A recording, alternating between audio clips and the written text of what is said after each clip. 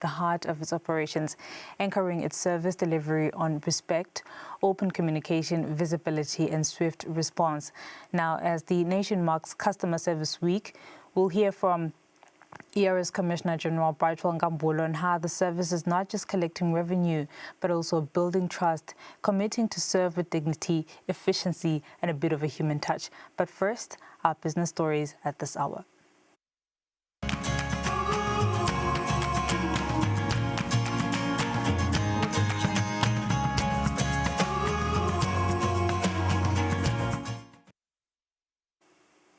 In news shaping the business landscape today, Italian ambassador to Eswatini, Gabriel Anis, has promised to encourage businesses in Italy to trade with Eswatini. Speaking during an interview, he stated that Eswatini's strategic location between South Africa and Mozambique gives it a significant advantage in trading with Italy. What we have noticed is that there exists here a very favorable attitude towards business people, a very good and improving business climate. So we are taking note of that, and our intention is to bring this to the attention of the companies and business people and private sector of our country in Italy. Eswatini is still not very well known. We believe it is a hidden gem in this part of Africa. So we would like more and more people in Italy to come to get to know this hidden gem and come to see its opportunities, the opportunities for trade and the investment that it presents. We believe that it is very strategically located in the region. It is between two very big countries, South Africa and Mozambique. It's a smaller market, of course, but we believe that it could be seen as a hub for business people providing goods and services to the whole region. So what we intend to do in the coming months and in the coming years during my tenure as ambassador is to, first of all, encourage Italian business people that are already working in the region, for example, in Mozambique, where I have my embassy in Maputo, it's not far from here, be part of my delegation and come with me as a business delegation to come see what opportunities this country presents, and more sending this information to headquarters in Rome so it can be disseminated to the business community back in Italy. As far as sectors are concerned, I mean, this is something that should be indicated by the Eswatini partners. So, of course, we see energy, of course, we see infrastructure, of course, we see tourism, maybe even agro-tourism, which is something that Italy is specialized in. The Central Bank of Eswatini has granted the Swaziland Building Society a provisional license to operate as a medium-sized commercial bank under the name SBS Bank Eswatini. Managing Director Mbali Sibanyoni explains the next steps and what this development means for members of the society. What I want to emphasize is that this is not saying we are a bank. It's a provisional license in construction. Just like anything else, you start with the foundation. What's now going to happen, it's like putting the building blocks and everything, where now Central Bank will be guiding us so that we fully qualify, so they can now say you have the full license. There are other steps. We have to register a company, which is separate from what Central Bank is doing. Central Bank is just guiding us from what being a bank requires. What I want to just bring to the attention of the members, because this is for the members, is that the permanent shares will convert once we have finalized everything, will convert into redeemable shares, and then from redeemable shares to ordinary shares. But the full details we will be providing the members because they've got the different forms of election. It's not compulsory for one to take ordinary shares, because you must remember that permanent shares are more like deposits in our instance. So some people have used their retirement funds. And it's just to also emphasize because the funds are still safe. The managing director has also shed some light on whether there will be bank charges as they transition into a medium-sized commercial bank. We do charge even now. The charges that we charge follow the principles that are guided by the central bank. nothing will change when it comes to charges. We'll still follow the principles that are there as guided by the central bank as well. In a statement, the Central Bank of Eswatini said this decision follows a comprehensive review process that was conducted in line with Eswatini laws and the banking regulatory framework. The Central Bank of Eswatini further says the SBS Bank Eswatini submitted its application to the bank on the 30th of June this year. Following a robust evaluation process, the central bank then determined that it meets the regulatory standards required and qualifies to be granted a provisional license. Reporting, Nelson Dlangamandla, Vuminkosi Nzinisa Mbabane. And that's your business brief at this hour. ERS Tech Talk coming up after this short commercial break.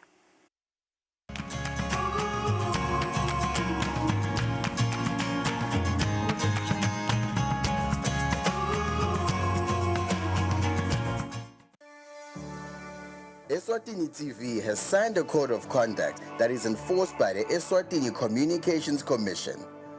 We are committed to reporting news that is accurate, comment that is fair, and programming that does not amount to hate speech or the description of gratuitous violence or explicit sex.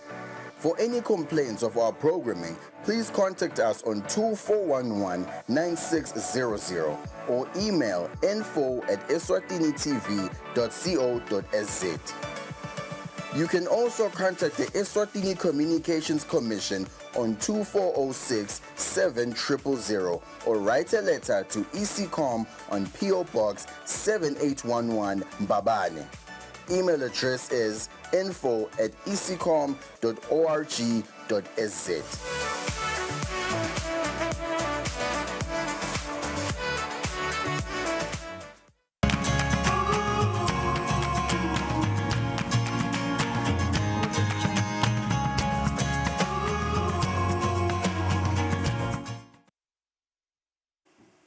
Welcome back to the program. On to this now. The Eswatini Revenue Service has reaffirmed its commitment to delivering exceptional customer service guided by 4 core principles, which are respect, communication, visibility and speed. Now, as Customer Service Week unfolds, Commissioner General Brightwell Nkambule emphasizes that the ERS remains firmly people-centric, striving to meet the needs of every taxpayer with dedication, efficiency and excellence. ERS General Commissioner sat down with our business journalist, Nelsiwe Ndlangamandla. Let's have a listen. Commissioner General, welcome to Market View ERS Tech Talk. We are already in the Customer Service Week. Let's first start by understanding the theme of this week and what does it mean for the Eswatini Revenue Service. Maybe whilst talking about that, you can also touch on the customer service standards, especially for the Eswatini Revenue Service, what they are as well as what they represent.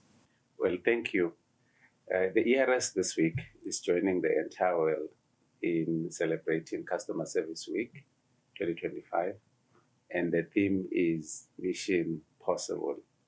For us as the ERS, indeed, the customer service story at some point appeared to be impossible, but over time we have made it possible. For us, every interaction with every client is actually an opportunity to serve better, exceed expectations, and respect and trust of that client. So as we start the Customer Service Week, we wish to emphasize on what to us are the key pillars of customer service. The first one is respect. Now, for us as a Maswati, respect comes natural. Respect is what we are taught from early days back in the village. So here we are committing to clients that will always be serving them with utmost humility and courtesy. Then the second one is communication. In communication, we're emphasizing that we will always make our clients aware of changes that we are bringing in the tax processes or tax legislation, because we are responsible for customer education, we'll always avoid taking them by surprise. We'll always give them sufficient time to prepare. We've also introduced a concept called co-creation. What that means is that whenever we are designing systems or changing processes, we invite the clients to participate in that process. The third one is visibility. In visibility, we are saying we will always be available to our clients. Those that wish to see us physically, we are available in all our service centers around the country, and we're always available at our ports of entry. We've also adopted aggressively social media, so information is always available in our social media pages. We are available on our website. We have a very modern call center system. We're available there as well. The last one, the fourth one, is speed. Here the message is that we will always serve you, we'll always serve our clients with pace. We have developed customer service turnaround times, which we will deploy in our website and social media pages, that commits to delivering specific service within specific timelines. So those are the four major, I'd say, pillars of our customer service promise. I like that you are saying, Commissioner General, you do not want to take your clients by surprise. But how does the Eswatini Revenue Service measure if it is delivering on these service standards that you are mentioning? Another thing that I want to understand is that the ERS has been recognized, Commissioner General, for improving its customer focus. What has driven this cultural shift?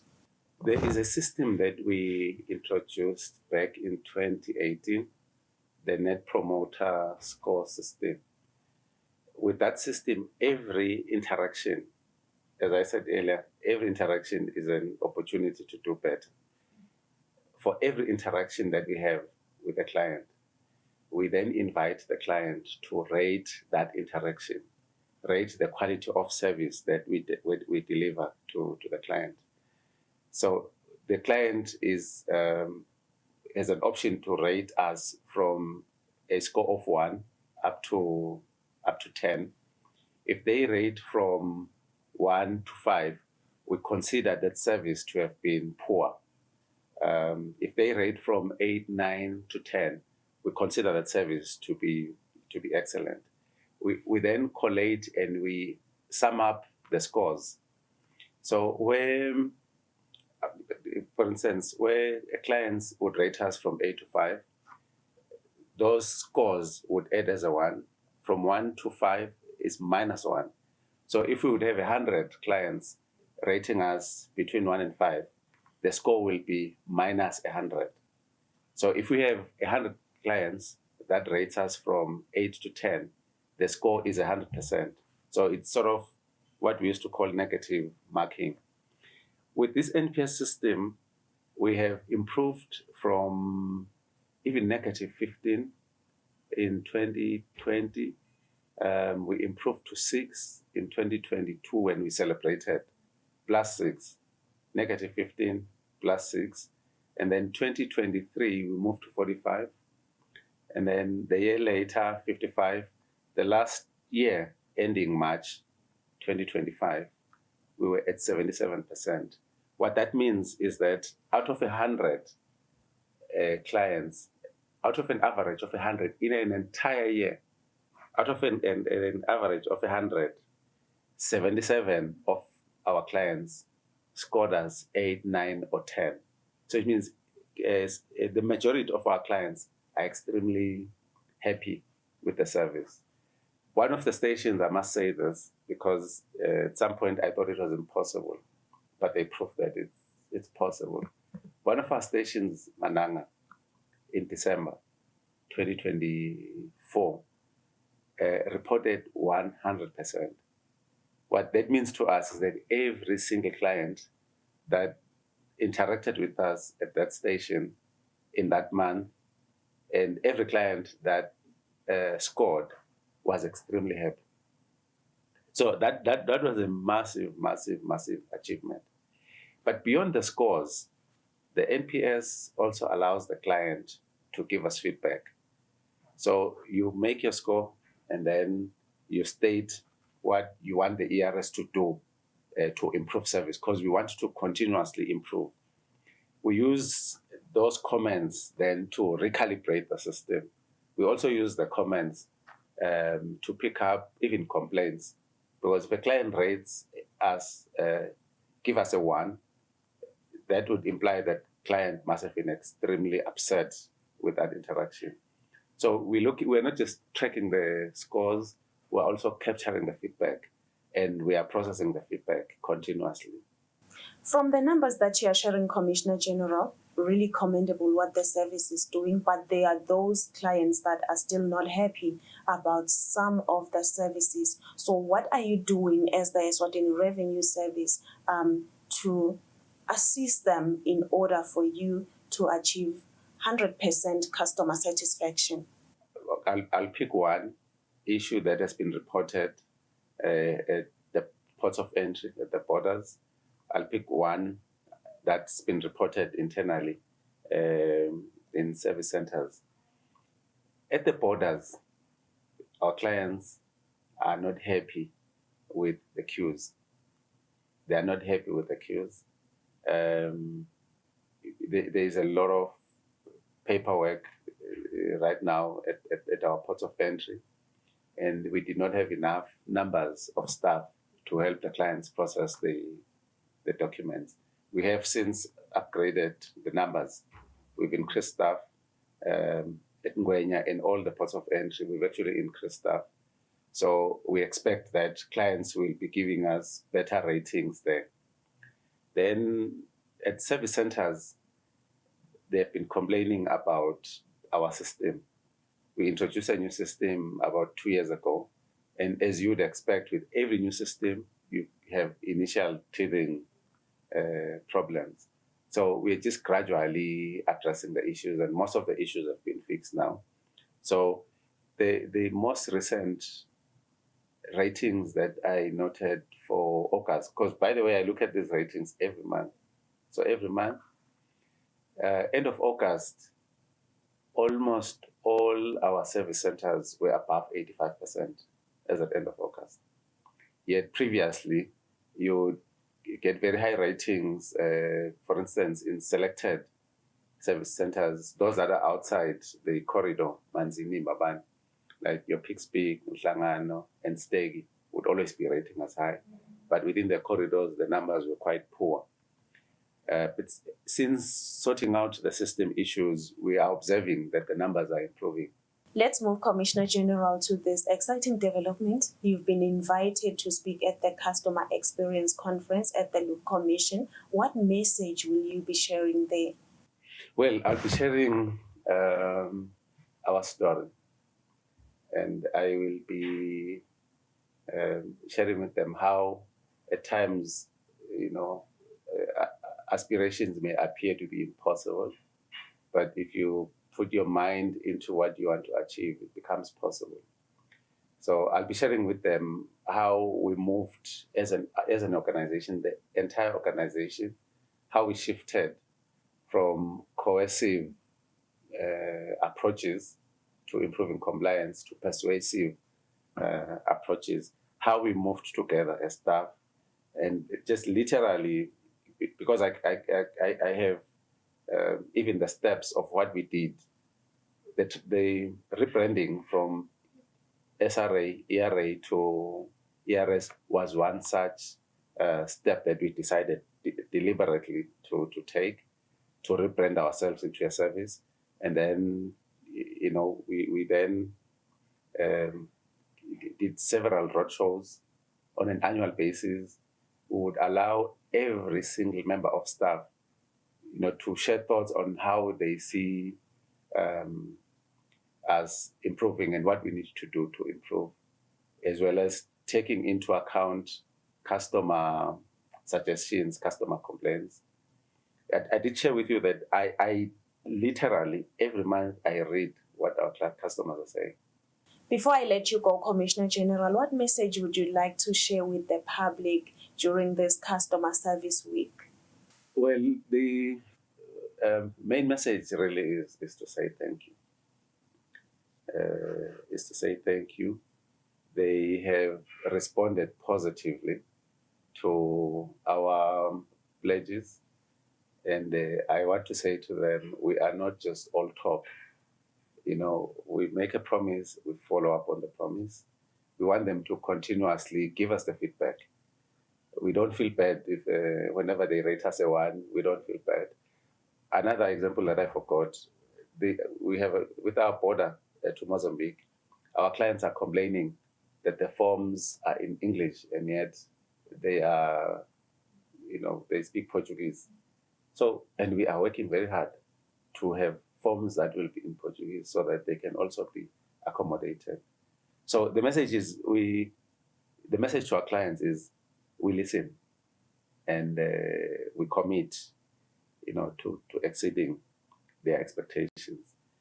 To the ERS staff, our message is, keep up the good work. I said earlier, every interaction is an opportunity to exceed expectation. That's the mindset that we have adopted. And I'm saying to staff, every interaction, they must make sure that every client that leaves is happy. If the client is not happy, we want to understand why the client is not happy, so that when the client comes back the next time, whatever they would have highlighted would have been, sorted. And to Eswatini, we are saying, look, we're here, we work for you, we work for this nation. The outputs of our action is what funds government. So we work for Eswatini. We would like them to also cooperate with us, give us the feedback that we need to improve what we do. Commissioner General, it's been a pleasure having you on Market View ERS Text Talk. You have said that some of your customer service standards include communication, speed, visibility, as well as respect. And you have said that on the Net Promoter Score, Eswatini have scored you higher. So it means that Eswatini are now experiencing that Eswatini Revenue Service is no longer just a tax collecting authority, but a service that is here to ensure that they pay their taxes voluntarily and they understand why they are paying taxes, how they should pay taxes. Thank you so much for being with us today. Thank you. And we've just enjoyed a conversation between our business reporter and ERS Commissioner General, Brightful Ngambule, on how the ERS is defining customer service. Our in-house economist is on standby this minute.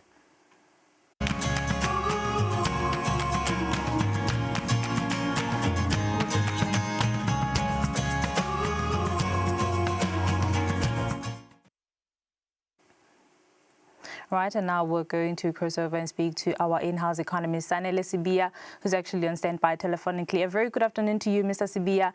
The floor is yours. What's moving markets today? How are the numbers looking? Thank you, Notsile. A good afternoon to you and also to the viewer. So what we're seeing in global stock markets is we're seeing a bit of some mixed movements. Starting with the U.S., if you notice, the Dow Jones Industrial Average actually flatlined, while we saw the Nasdaq and the S&P 500 continuing the rally that we saw last week, largely driven by an expectation of a rate cut, which we saw, coming out of those Federal Reserve minutes, showing that we might likely see a couple of interest rate cuts going forward. And then moving to London, and the greater Eurozone, we're seeing a bit of mixed action there as well, with London showing some signs of recession from that all-time rally, largely driven by the fact that we're seeing the banks not really performing well, most especially HSBC. But when you look into, into Germany and also into France, you can see that there's been a bit of an upward movement, largely driven by, the industrials performing relatively well in Germany and the French stocks seeming to improve amid the political uncertainty that we are seeing in France. And then when we move into Asia, you'll notice that the Nikkei actually jumped some 855 points to an all-time high of 48,508, largely driven by, political optimism and the performance of the industrials in Japan. And, when you go into Hang Seng, you can see that in Hong Kong, there's been a bit of a downward revision, even there's a bit of pessimism around the tech stocks, the AI giants, and also the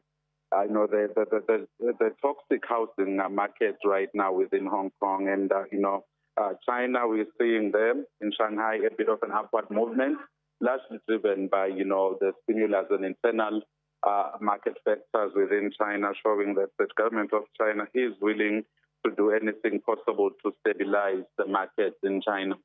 And then in South Africa, with gold performing, hitting above the 4,000 mark on Tuesday. So we do expect the JSE, the mineral heavy JSE, to maintain a rally while we move forward to that rate cut. And also, the techs are doing relatively well there. In Eswatini, there hasn't been much of a move in terms of the Eswatini Stock Exchange. In terms of our commodities, gold has hit an all-time record, trading above $4,000 per ounce in today's trade, largely driven by that expected decline in the interest rates, which now shows that there's a bit of a low opportunity cost between holding on to gold and actually investing in interest-bearing assets. So we do expect that rally to continue until we get a bit of an indication in terms of what is going to happen within the Fed. Once we start seeing an actual rate cut, they should then stabilize. But we do expect it to stabilize at above 3,500 overall, And then when you go into gold, into crude oil, we can see there's been a bit of an improvement there, or a bit of a decline, largely driven by the fact that we've seen, Middle East countries, more especially the Arab countries, rallying behind Trump's 20-point peace deal within Gaza. And we've seen, we've heard that the Israeli hostages will be returned to their homes, latest by Monday next week. And we've seen Hamas are releasing a very positive statement regarding that 20-point plan. And then in terms of our currencies, we're seeing relative strength of the Lilangeni against all major currencies, largely driven by the fact that, gold is rallying and, and the expected cut in interest rates in the U.S., therefore, making the dollar relatively weaker against all currencies. And, the weakening yen, built to actually prop up the exporters in Japan, actually just works in the favor of the Lilangeni, going out for it to surge into those record levels. And also just coming below 20 per euro, which is something we've not seen in the past 3 months, and we're seeing it for the first time, largely driven and supported by that gold rally. Thank you, Natila.